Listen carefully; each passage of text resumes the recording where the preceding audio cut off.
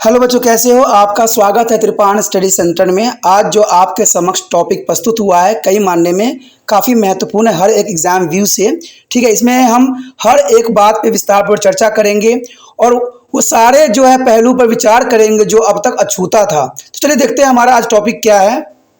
The development of socialist ideas. There is an important topic here, the development of socialist ideas.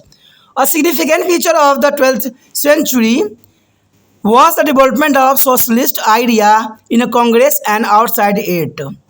The peasant now started to asking for the land reform and ambitions of zamindari system and reduction in the revenue and debt relief.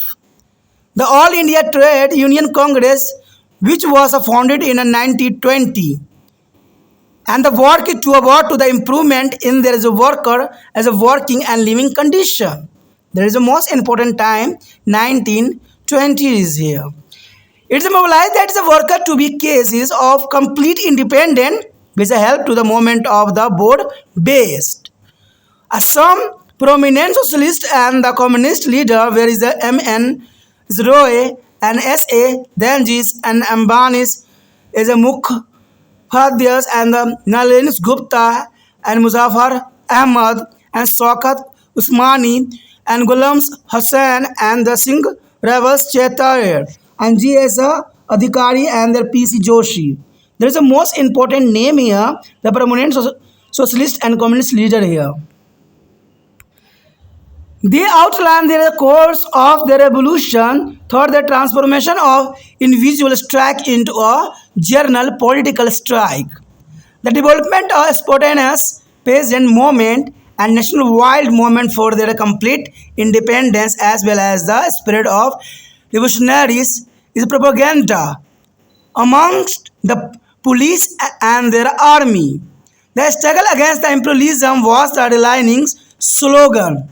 In 1936, when the Nehru was a president of the Congress, and he declared at the Lucknow session that the solution to be Indian as a problem and lay in the adoption of socialist idea.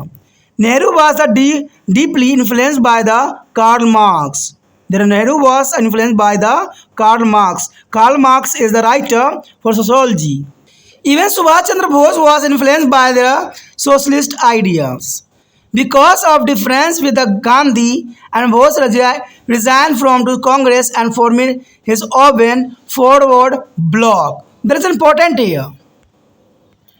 यहाँ जो हमारे समक्ष topic आया है सामाजिक विचारों का विकास।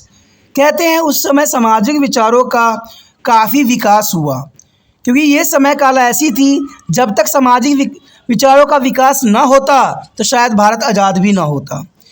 20वीं सदी के महत्वपूर्ण बातें कांग्रेस में और इससे बाहर सामाजिक विचारों का उत्थान थी। अब किसान भूमि सुधार और जमींदारी प्रथा का अंत राजस्व में कमी और दर्ज में छूट के लिए कहने लग गए थे। यानी अब काफ़ी सुधार हुआ और किसान भूमि सुधार जमींदार प्रथा का अंत करने और राजस्व में कमी कर्ज में छूट के लिए वो काफ़ी जो है प्रोत्साहित करने की वकालत कर रहे थे। अखिल भारतीय व्यापार संघ कांग्रेस जिसकी स्थापना 1920 में हुई थी। अब देखिए ये कई बार एमसीक्यू के अंतर्गत क्वेश्चन आता है कि अखिल भारतीय व्यापार संघ की स्थापना कब हुई। भारतीय व्यापार संघ कांग्रेस की स्थापना 1920 में की गई और मौजूदा काम तथा रहन सहन की व्यवस्था के विकास के लिए काम करता था और इसने पूर्ण स्वतंत्रता के लिए लोगों को प्रेरित भी किया, जिसने आंदोलन को विस्तृत करने में काफ़ी मदद किया, क्योंकि आंदोलन को जो है विस्तृत करने में इनकी बहुत बड़ी हाथ थी। कुछ महत्वपूर्ण सामाजिक कम्युनिस्ट नेता थे M.N. राय, S.A. डॉग्स, अंबानी मुख्याध्याय, नलिनी गुप्त, मुजफ्फर अहमद, शौकत उस्मानी, गुलाम हुसैन, सिंगरावल, चेतर, G.M.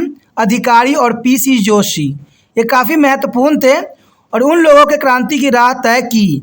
कहते पृथक हड़ताल से उसका सामान्य राजनीति जो है हड़ताल में रूपांतरण, किसानों के अपने आप हड़ताल का विकास और पुण्य स्वतंत्रता के लिए राज्यव्यापी आंदोलन और पुलिस सेनाओं में क्रांतिकारी विचार फैलाना, ये सारे विचारधारा इनकी थी। ये सारे लोग जो थे उन लोगों के क्रांति की राह तय किया और पृथक जो है हड़तालों से उसका समान राजनीतिक हड़ताल में रूपांतरित किया। यानी किसानों को भी हड़ताल में सम्मिलित किया और इस तरह से देखा जाए तो राष्ट्रव्यापी आंदोलन और पुलिस और सेना में क्रांति विचार फैला दिया। कहते साम्राज्यवाद के खिलाफ लड़ाई एक प्रमुख नारा थी और 1936 में जब नेहरू कांग्रेस के अध्यक्ष थे तब उन्होंने लखनऊ अधिवेशन में घोषणा की कि भारत की समस्या का दल समाजी विचारों के अपनाने में ही निहित है। और नेहरू कार्ल मार्क्स से काफ़ी हद तक प्रभावित थे। कार्ल मार्क्स आपको पता है कि एक राइटर हैं जिन्होंने बहुत से समाज शास्त्र के ऊपर जो है अपनी लेख लिखी है और समाज कैसे होगी उन पर बहुत अच्छे विचार रखे थे। और नेहरू जो है कार्ल मार्क्स से काफ़ी प्रभावित थे। सुभाष चंद्र बोस भी समाजी विचार से प्रभावित थे, यानी सुभाष चंद्र बोस जो है समाजी विचारों से काफ़ी प्रभावित थे। और गांधी जी से मतभेद होने के कारण सुभाष चंद्र बोस ने कांग्रेस से त्यागपत्र दे दिया और अपने फॉरवर्ड ब्लॉक की स्थापना की, जो कि काफ़ी महत्वपूर्ण थी, यानी फॉरवर्ड ब्लॉक। और ये इन्हीं कारणों से हुआ क्योंकि गांधी जी में और सुभाष चंद्र बोस में बन नहीं रही थी, इसलिए उन्होंने कांग्रेस से त्यागपत्र दे दिया और फॉरवर्ड ब्लॉक की स्थापना